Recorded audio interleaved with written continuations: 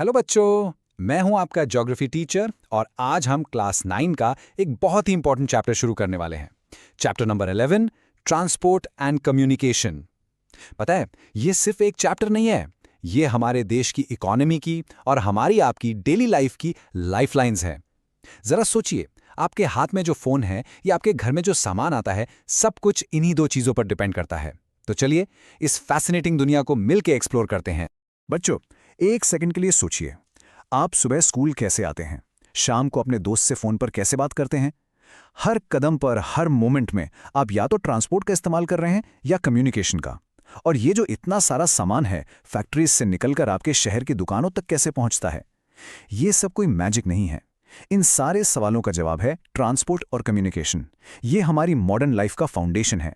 और इस चैप्टर में हम इस फाउंडेशन के हर एक पत्थर को, हर एक ब्लॉक को आराम से डिटेल में समझेंगे। तो चलिए एक नजर डालते हैं कि आज की हमारी लर्निंग जर्नी कैसी होगी। सबसे पहले हम ट्रांसपोर्टेशन के बेसिक्स को समझेंगे। फिर हम सीखेंगे कि अलग अलग सिचुएशंस में सही ट्रांसपोर्ट कैसे चुना जाता है। उसके बाद हम देखेंगे कि किसी जगह की ज्योग्राफी वहां के ट्रांसपोर्ट नेटवर्क को कैसे अफेक्ट करती है। फिर हम कुछ नए और कमाल के ट्रांसपोर्ट इनोवेशंस को देखेंगे, कम्युनिकेशन की दुनिया में चलेंगे और आखिर में डिजिटल लाइफ के फायदे और नुकसान यानी प्रोज एंड कॉन्स को अच्छे से समझेंगे। ये पूरा स्ट्रक्चर आपको हर कॉन्सेप्ट को स्टेप बाय स्टेप समझने में हेल्प करेगा। ओके, तो चलिए हमारे पहले सेक्शन से शुरुआत करते हैं। What is transportation? हम बिल्कुल जीरो से, बिल्कुल बेसिक से स्टार्ट करेंगे ताकि आपका फाउंडेशन एकदम मजबूत हो जाए। आपकी टेक्स्ट बुक में एक लेट्स रिकॉल एक्टिविटी दी हुई है। तो चलिए उस एक्टिविटी के साथ अपने दिमाग को थोड़ा वार्म अप करते हैं और देखते हैं कि आप ट्रांसपोर्ट के बारे में पहले से कितना जानते हैं। ओके, अब स्क्रीन पर इस टेबल पर फोकस कीजिए। यहां हम अलग अलग मीन्स ऑफ ट्रांसपोर्ट को उनके रूट और उनके यूज के हिसाब से क्लासिफाई करेंगे। सबसे पहले रोडवेज। मीन्स ऑफ ट्रांसपोर्ट है रिक्शा। अच्छा, ये किसके लिए यूज होता है? बिल्कुल सही, फॉर पैसेंजर्स, यानी हमारे जैसे लोग। शॉर्ट डिस्टेंस के लिए, शहरों में आने जाने के लिए। Next, roadways and truck. Truck का इस्तेमाल किसके लिए होता है? इससे सामान ढोया जाता है, जिसे हम इंग्लिश में कहते हैं फ्रेट। बड़ी बड़ी फैक्ट्रीज अपना सामान ट्रक से ही भेजती हैं। फिर है मेट्रो। मेट्रो का रूट है रेलवेज और ये बड़े शहरों जैसे दिल्ली, मुंबई में लाखों लोगों यानी पैसेंजर्स के लिए रोज की लाइफलाइन है। Next, waterways. इसमें हम लिख सकते हैं शिप या बोट। बड़े बड़े कार्गो शिप्स सामान यानी फ्रेट ले जाते हैं और जो क्रूज शिप्स होते हैं वो पैसेंजर्स को ले जाते हैं। अब देखिए, एयरवेज एंड हेलीकॉप्टर। हेलीकॉप्टर भी ज्यादातर पैसेंजर्स के लिए ही यूज होता है, खास करके पहाड़ी इलाकों में या मेडिकल इमरजेंसीज के time. Next, waterways and submarine. बच्चों, सबमरीन आम लोगों के ट्रांसपोर्ट के लिए नहीं होती, ये मेनली डिफेंस के लिए यानी हमारी सुरक्षा के लिए इंडियन नेवी यूज करती है। फिर आते हैं म्यूल्स यानी खच्चर। पहाड़ी इलाकों में जहां सड़क नहीं बन सकती वहां सामान ढोने के लिए इनका यूज होता है, so they are used for freight. Next है रेलवेज। ट्रेन्स किसके लिए यूज होती हैं? यस, फॉर बोथ पैसेंजर्स और फ्रेट। हमारी पैसेंजर ट्रेन्स लोगों को ले जाती हैं और मालगाड़ी यानी गुड्स ट्रेन्स सामान को। और आखिर में है पाइपलाइंस। इनसे इंसान ट्रैवल नहीं कर सकते, इनसे लिक्विड्स और गैसेस जैसे पानी, पेट्रोलियम या नेचुरल गैस ट्रांसपोर्ट होता है, तो it is used for freight. बहुत बढ़िया। अब जब हम अलग अलग ट्रांसपोर्ट मोड्स को पहचान गए हैं, तो अगला सवाल ये उठता है, हम सही ट्रांसपोर्ट चुने कैसे? ये सेक्शन उसी के बारे में है, चूजिंग द राइट ट्रांसपोर्ट। बच्चों, ये एक पजल सॉल्व करने जैसा है, जहां हमें डिस्टेंस, टाइम, पैसा और सामान की टाइप ऐसी अलग अलग कंडीशंस को ध्यान में रखना पड़ता है। चलिए कुछ रियल लाइफ एग्जांपल से इस पजल को सॉल्व करना सीखते हैं। ओके, तो पहली कंडीशन देखिए। आपको अपने गांव या शहर से सिंगापुर जाना है और आपके पास हैं सिर्फ 10 दिन। अब सोचिए, इंडिया से सिंगापुर हजारों किलोमीटर दूर है। क्या आप बस या ट्रेन से जा सकते हैं? नहीं, बिल्कुल नहीं, क्योंकि बीच में समंदर है। तो क्या पानी के जहाज यानी शिप से जाएंगे? हाँ, जा तो सकते हैं, लेकिन उसमें 10 दिन से कहीं ज्यादा लग जाएंगे। तो जब टाइम की लिमिट हो तो हमारे पास सबसे लॉजिकल ऑप्शन क्या बचता है? एयरवेज। हम एरोप्लेन से जाएंगे ताकि टाइम पर पहुंच सकें। अब दूसरा सिनारियो देखते हैं। आपको नागपुर से भोपाल जाना है और सिचुएशन है एक इमरजेंसी। यहां सबसे इंपॉर्टेंट कीवर्ड क्या है? इमरजेंसी। इमरजेंसी का मतलब है हमें स्पीड चाहिए, हमें जल्द से जल्द पहुंचना है। नागपुर से भोपाल का डिस्टेंस बहुत ज्यादा नहीं है, तो यहां सबसे तेज मोड क्या हो सकता है? या तो हम एक सुपरफास्ट ट्रेन ले सकते हैं या फिर हम फ्लाइट ले सकते हैं। फ्लाइट ज्यादा तेज होगी, लेकिन हो सकता है ट्रेन थोड़ी सस्ती पड़े। दोनों ही ऑप्शंस हमें कुछ ही घंटों में पहुंचा देंगे। The key factor here is speed. Now this is interesting. आपको कन्याकुमारी जाना है, लेकिन सिर्फ ट्रैवल नहीं करना, आपको क्लीनलीनेस यानी स्वच्छता का मैसेज भी फैलाना है। और सबसे इंपॉर्टेंट बात, there is no time limit. जब टाइम की कोई टेंशन ही नहीं है और आपका एम लोगों से जुड़ना है, तो स्पीड हमारी प्रायोरिटी नहीं है। प्रायोरिटी है कनेक्टिविटी। आप आराम से ट्रेन से जा सकते हैं, अलग अलग स्टेशंस पर उतरकर लोगों से बात कर सकते हैं, या फिर आप रोडवेज यानी बस या कार से भी जा सकते हैं, जिससे आप छोटे छोटे गांव और शहरों में रुककर अपना मैसेज दे सकते हैं। चौथा केस देखते हैं। आपको कोंकण के फेमस अल्फोंसो आम अरब कंट्रीज में भेजने हैं। अब आम क्या है? ये एक पेरिशेबल गुड है, यानी ये जल्दी खराब हो जाता है। अगर हम इसे शिप से भेजेंगे जिसमें कई दिन लग जाते हैं, तो वहां पहुंचने तक सारे आम खराब हो जाएंगे। तो पेरिशेबल गुड्स के लिए हमें हमेशा क्या चाहिए? स्पीड। इसलिए इन आमों को हम एयरवेज से यानी स्पेशल कार्गो प्लेन से भेजेंगे, ताकि वो कुछ ही घंटों में फ्रेश पहुंच जाएं। यही लॉजिक फूलों या कुछ दवाइयों पर भी अप्लाई होता है। और ये आखिरी सिनारियो, आपको पुणे से इंद्रायणी चावल साउथ अफ्रीका के केप टाउन भेजना है। और यहां कंडीशन क्या है? At low cost. चावल आम की तरह जल्दी खराब नहीं होता, ये नॉन पेरिशेबल है, और हमें खर्चा भी कम से कम करना है। तो लॉन्ग डिस्टेंस पर बहुत सारा सामान भेजने के लिए सबसे सस्ता ट्रांसपोर्ट ऑप्शन कौन सा होता है? वाटरवेज। बिल्कुल सही। हम इसे बड़े बड़े कार्गो शिप्स से समुद्र के रास्ते भेजेंगे। इसमें टाइम जरूर ज्यादा लगेगा, लेकिन कॉस्ट बहुत कम आएगा, क्योंकि एक जहाज एक बार में लाखों किलो सामान ले जा सकता है। तो बच्चों, इन 5 एग्जाम्पल से आपको ये तो क्लियर हो गया होगा कि ट्रांसपोर्ट चूज करना एक कॉम्प्लेक्स डिसीजन है। इसके लिए हमें बहुत सारे फैक्टर्स को कंसिडर करना पड़ता है। ये फैक्टर्स आपकी स्क्रीन पर हैं, और ये एग्जाम के लिए बहुत इंपॉर्टेंट क्वेश्चन है, इसे जरूर नोट कर लीजिए। फैक्टर्स हैं डिस्टेंस यानी दूरी, फिजियोग्राफी यानी वहां का लैंडफॉर्म कैसा है, पहाड़ी इलाके में सड़क बनाना मुश्किल है इसलिए वहां ऑप्शंस कम होते हैं। राउट्स एंड मीन्स यानी रास्ते अवेलेबल हैं भी या नहीं। ड्यूरेशन एंड टाइम यानी कितना वक्त है आपके पास। कॉस्ट यानी आपका बजट कितना है। प्रोडक्ट यानी सामान कैसा है, पेरिशेबल या नॉन पेरिशेबल। मार्केट यानी सामान कहां भेजना है। और क्लाइमेट, जैसे फॉग में फ्लाइट्स डिले हो जाती हैं या स्नोफॉल से सड़कें बंद हो जाती हैं। तो जब हम इन सभी फैक्टर्स को ध्यान में रखकर डिसीजन लेते हैं, तो उसके फायदे क्या होते हैं? वेल, इससे हमारा टाइम और पैसा दोनों बचता है, हमारी जर्नी आरामदायक होती है, और अगर हम सामान भेज रहे हैं तो वो बिना किसी नुकसान के सेफ तरीके से पहुंच जाता है। एक और बहुत इंपॉर्टेंट बात याद रखिए, किसी भी चीज की जो कीमत हम मार्केट में देते हैं ना, उसमें सिर्फ उसको बनाने की कॉस्ट नहीं होती, उसमें ट्रांसपोर्ट कॉस्ट भी जुड़ता है। इसलिए अगर ट्रांसपोर्ट सस्ता और एफिशिएंट होगा तो हमें चीजें भी सस्ती मिलेंगी। यह स्लाइड बच्चों, इसको तो आप स्टार मार्क कर लीजिए। ये एग्जाम में अक्सर पूछा जाता है। Importance of transportation. ट्रांसपोर्टेशन किसी भी देश के डेवलपमेंट का इंजन होता है, उसकी नींव है। चलिए एक एक पॉइंट को आराम से समझते हैं। पहला, एक्सटेंडिंग ट्रेड एंड नेटवर्क।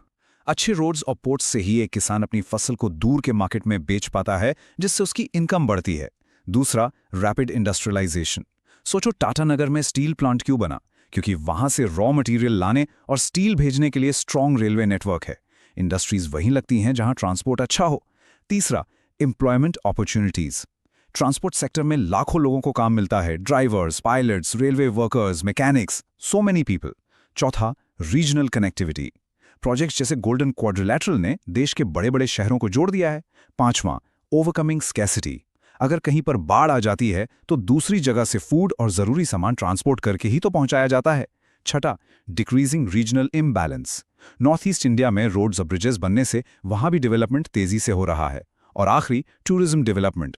अच्छी कनेक्टिविटी से ही लोग टूरिस्ट प्लेसेस जैसे शिमला या ऊटी आसानी से जा पाते हैं, जिससे वहां की इकोनॉमी ग्रो करती है। चलिए अब हम एक नए और एक्साइटिंग सेक्शन की तरफ बढ़ते हैं, मॉडर्न ट्रांसपोर्ट इनोवेशंस। जैसे जैसे दुनिया बदल रही है, हमारी प्रॉब्लम्स भी बदल रही हैं, और इन नई प्रॉब्लम्स के लिए और ज्योग्राफी के चैलेंजेस को ओवरकम करने के लिए हम नए नए सॉल्यूशंस, नए नए तरीके निकाल रहे हैं। इस सेक्शन में हम ऐसे ही कुछ स्पेशल ट्रांसपोर्ट सॉल्यूशंस के बारे में पढ़ेंगे। पहला कॉन्सेप्ट है ग्रीन कॉरिडोर। ये एक बहुत ही इंपॉर्टेंट और लाइफ सेविंग कॉन्सेप्ट है।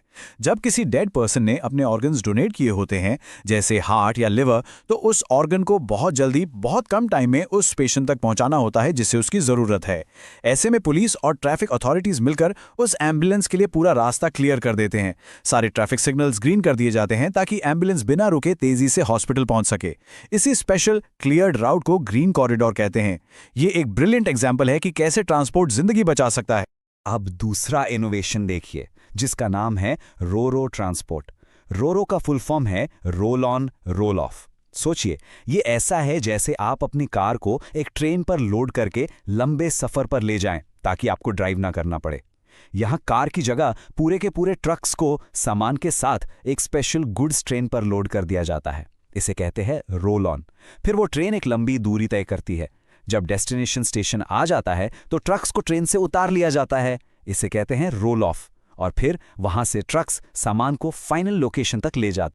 इस इमेज में आप देख सकते हैं कि कैसे ट्रक्स को ट्रेन पर लोड किया जा रहा है। तो रोरो ट्रांसपोर्ट के फायदे क्या हैं? क्योंकि ट्रेन का एक इंजन बहुत सारे ट्रक्स को एक साथ खींच सकता है, इसलिए फ्यूल बहुत कम लगता है। इससे पोल्यूशन भी कम होता है और हाईवेज पर ट्रैफिक का लोड भी कम हो जाता है। So it saves fuel, time and reduces pollution. और एक इंपॉर्टेंट फैक्ट जरूर याद रखिएगा, इंडिया में रोरो सर्विस सबसे पहले कोंकण रेलवे ने शुरू की थी। बहुत अच्छा। अब हम अपने नेक्स्ट सेक्शन पर आते हैं, ज्योग्राफी एंड ट्रांसपोर्ट नेटवर्क्स।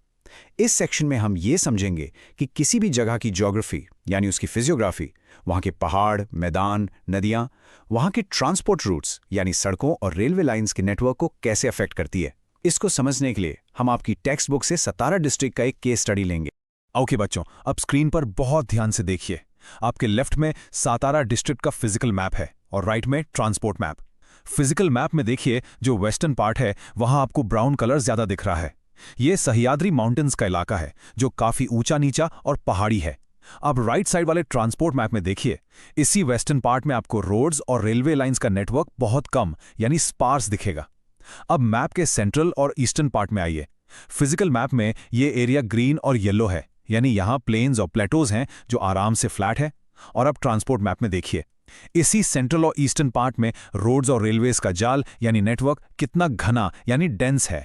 तो इन दोनों मैप्स को कंपेयर करके हम किस कंक्लूजन पर पहुंचते हैं? बिल्कुल साफ है। वेस्ट सतारा में जहां हाई एलिवेशन है, पहाड़ी और ऊंचा नीचा टेरेन है, वहां ट्रांसपोर्ट नेटवर्क स्पार्स यानी कम है। क्यों? क्योंकि पहाड़ों पर सड़क और रेलवे लाइन बनाना मुश्किल और महंगा होता है। वहीं सेंट्रल और ईस्ट सतारा में जहां प्लेन्स हैं, वहां ट्रांसपोर्ट नेटवर्क डेंस यानी बहुत घना है, क्योंकि फ्लैट जमीन पर ट्रांसपोर्ट रूट्स बनाना आसान और सस्ता होता है। ये सिर्फ सतारा की बात नहीं है, पूरे इंडिया में यही सच है। आप देखेंगे कि हिमालयन स्टेट्स जैसे उत्तराखंड या हिमाचल प्रदेश में ट्रांसपोर्ट नेटवर्क उत्तर प्रदेश या बिहार के मैदानी इलाकों के मुकाबले कम घना है। चलिए, अब तक हमने लोगों और सामान के मूवमेंट यानी ट्रांसपोर्ट की बात की। अब हम बात करेंगे इन्फॉर्मेशन के मूवमेंट की। हमारा अगला सेक्शन है द वर्ल्ड ऑफ कम्युनिकेशन। जैसे ट्रांसपोर्ट एक बेसिक इंफ्रास्ट्रक्चर है, बिल्कुल वैसे ही कम्युनिकेशन यानी संचार भी एक बेसिक इंफ्रास्ट्रक्चर है। आज के ज़माने में इन्फॉर्मेशन का एक्सचेंज एक बहुत ही इंपॉर्टेंट प्रोसेस बन चुका है। इन दोनों इमेजेस को देखिए। एक तरफ पुराने जमाने का कम्युनिकेशन का जरिया है न्यूज़पेपर, और दूसरी तरफ आज के मॉडर्न कम्युनिकेशन की बैकबोन मोबाइल फोन टावर्स। दोनों ही इंफॉर्मेशन दे रहे हैं, लेकिन सोचिए, इन दोनों तरीकों में इंफॉर्मेशन फैलने की स्पीड और रीच में जमीन आसमान का फर्क है। एक न्यूज़पेपर कुछ शहरों तक पहुंचता है, जबकि मोबाइल फोन से इंफॉर्मेशन सेकंड्स में पूरी दुनिया में पहुंच सकती है। आज के इस मॉडर्न कम्युनिकेशन की बैकबोन है मैन मेड सैटेलाइट्स। ये वो सैटेलाइट्स हैं जिन्हें इसरो जैसी स्पेस एजेंसीज ने बनाकर स्पेस में भेजा है। इन्हीं की वजह से आज इतनी सारी चीज़ें पॉसिबल हैं, जैसे कि मोबाइल कम्युनिकेशन, हम कहीं से भी फ़ोन पर बात कर सकते हैं। Live TV programmes, cricket match हो या कोई न्यूज़ हम लाइव देख पाते हैं। क्लाइमेट इन्फॉर्मेशन एंड फोरकास्टिंग, हमारे इनसैट सैटेलाइट्स हमें साइक्लोन्स और मॉनसून के बारे में पहले से बता देते हैं, जिससे लाखों जानें बच जाती हैं। रिमोट सेंसिंग, सैटेलाइट्स ऊपर से ज़मीन की फ़ोटोज़ लेते हैं, जिससे हमें पता चलता है कि कहाँ पर पानी है या कहाँ पर जंगल कट रहे हैं। और आखिर में इन सभी इन्फॉर्मेशन से हमें रीजनल प्लानिंग यानी देश के विकास की प्लानिंग करने में मदद मिलती है। और अब तो कम्युनिकेशन सिर्फ फोन पर बात करने या मैसेज भेजने तक नहीं रुका है। अब हम वीडियो कॉलिंग कर सकते हैं, और वीडियो कॉन्फ्रेंसिंग के जरिए हम एक ही टाइम पर बहुत सारे लोगों से जुड़ सकते हैं, चाहे वो दुनिया के किसी भी कोने में हो। लॉकडाउन के दौरान आपकी ऑनलाइन क्लासेस इन्हीं वीडियो कॉन्फ्रेंसिंग टेक्नोलॉजीज की वजह से ही तो पॉसिबल हो पाई थी। ये दिखाता है कि कम्युनिकेशन टेक्नोलॉजी अब एजुकेशन का भी एक इंपॉर्टेंट हिस्सा बन चुकी है। कम्युनिकेशन टेक्नोलॉजी ने हमारी लाइफ को डिजिटल बना दिया है। हमारा अगला सेक्शन इसी पर है, digital life, pros and cons. हम इस ऑनलाइन दुनिया के फायदे और इसके खतरों दोनों के बारे में बात करेंगे। गवर्नमेंट भी डिजिटल टेक्नोलॉजी को बहुत प्रमोट कर रही है, और इससे हमारी लाइफ आसान बनाने के लिए बहुत सारे मोबाइल ऐप्स भी बनाए गए हैं। आप सबने इन ऐप्स के बारे में जरूर सुना होगा। Government of India online payments को बढ़ावा दे रही है। इसके लिए भीम ऐप या बैंक्स के अपने ऐप्स जैसे SBI एनीवेयर डेवलप किए गए हैं। इन ऐप्स की मदद से हम घर बैठे बैठे इलेक्ट्रिसिटी बिल्स पे कर सकते हैं या किसी को भी पैसे ट्रांसफर कर सकते हैं। इसके अलावा डिजी लॉकर जैसे ऐप्स भी हैं जहां हम अपने डॉक्यूमेंट्स को डिजिटली सेफ रख सकते हैं। इससे हमारी इकोनॉमी और गवर्नेंस दोनों ही डिजिटल हो रहे हैं। बच्चों, अब तक हमने फायदों की बात की, लेकिन हर सिक्के के दो पहलू होते हैं। कम्युनिकेशन फैसिलिटीज के कुछ खतरे यानी थ्रेट्स भी हैं। ये इमेज देखिए, ये एक साइबर वॉर मैप है। ये एक छिपी हुई जंग है, एक हिडन कॉन्फ्लिक्ट है जो इंटरनेट की दुनिया में अलग अलग देशों के बीच हर वक्त चल रही है, और ये एक बहुत बड़ा खतरा। इस खतरे को और अच्छे से समझने के लिए ये स्क्रीन देखिए। ये WannaCry नाम के एक फेमस साइबर अटैक का स्क्रीन है। इस तरह के अटैक को रैंसमवेयर कहते हैं। इसमें हैकर्स आपके कंप्यूटर की सारी इंपॉर्टेंट फाइल्स को लॉक कर देते हैं, इनक्रिप्ट कर देते हैं और उन्हें वापस देने के बदले में आपसे पैसे मांगते हैं, जिसे रैंसम कहते हैं। This is just like holding your data hostage. ये दिखाता है कि साइबर क्राइम कितना रियल और डेंजरस हो सकता है। तो किस किस तरह के साइबर क्राइम्स होते हैं, चलिए देखते हैं। वेबसाइट या ईमेल हैक करना, ऑनलाइन फ्रॉड जैसे आपको फोन करके OTP मांगना या किसी फेक शॉपिंग वेबसाइट से आपके कार्ड डिटेल्स चुरा लेना। इन्फॉर्मेशन थेफ्ट यानी आपकी पर्सनल फोटोज या डिटेल्स चुराकर उनका गलत इस्तेमाल करना। साइबर टेररिज्म यानी इंटरनेट का इस्तेमाल आतंकवाद फैलाने के लिए करना। और स्प्रेडिंग वायरसेस यानी ऐसे सॉफ्टवेयर बनाना जो आपके कंप्यूटर या फोन को खराब कर दे। तो इन खतरों से बचें कैसे, ये बहुत जरूरी है बच्चों, इसे हमेशा याद रखिएगा। पहला नियम, कभी भी अपनी सेंसिटिव पर्सनल इंफॉर्मेशन जैसे बैंक अकाउंट डिटेल्स, आधार नंबर, पासवर्ड्स ऑनलाइन शेयर ना करें। दूसरा नियम, सोशल मीडिया पर बहुत केयरफुल रहें, अनजान लोगों से दोस्ती ना करें। तीसरा नियम, किसी भी अनजान वेबसाइट पर अपनी डिटेल्स देने से पहले उसकी सेफ्टी चेक कर लें। और चौथा और सबसे इंपॉर्टेंट, हमेशा स्ट्रांग और यूनिक पासवर्ड्स का इस्तेमाल करें। इन बातों का ध्यान रखकर आप ऑनलाइन सेफ रह सकते हैं। तो बच्चों, इसी के साथ हमारा ये इंपॉर्टेंट चैप्टर यहाँ कंप्लीट होता है। हमने ट्रांसपोर्ट और कम्युनिकेशन के बारे में बहुत कुछ सीखा। चलिए एग्जाम से पहले एक क्विक रिवीजन करते हैं ताकि सारे कॉन्सेप्ट्स आपके माइंड में एकदम फ्रेश हो जाएं। पहला की टर्म था ग्रीन कॉरिडोर। याद है, ग्रीन कॉरिडोर वो स्पेशल क्लियर्ड ट्रैफिक रूट होता है जो ऑर्गन ट्रांसप्लांट के लिए जा रही एम्बुलेंस को दिया जाता है ताकि वो जल्दी से जल्दी हॉस्पिटल पहुंच सके और एक जिंदगी बच सके। दूसरा इंपॉर्टेंट कॉन्सेप्ट था रोरो ट्रांसपोर्ट। रोरो एक ऐसा सिस्टम है जिसमें सामान से भरे ट्रक्स को ट्रेन पर ट्रांसपोर्ट किया जाता है। इससे फ्यूल, पैसा और टाइम तीनों की बचत होती है और पोल्यूशन भी कम होता है। तो आज आपने बहुत कुछ सीखा। अब मैं आपसे एक सवाल पूछना चाहता हूं। इस पूरे चैप्टर को पढ़ने के बाद आपके हिसाब से किसी भी रीजन की ज्योग्राफी और उसके डेवलपमेंट के बीच का सबसे इंपॉर्टेंट लिंक क्या है? इस पर जरूर सोचना। बच्चों, मेहनत करते रहिए, कॉन्सेप्ट्स को समझिए और आप एग्जाम्स में जरूर बहुत अच्छा करेंगे। All the very best. This lesson was brought to you by Galaxy Classes, created only for study and concept clarity.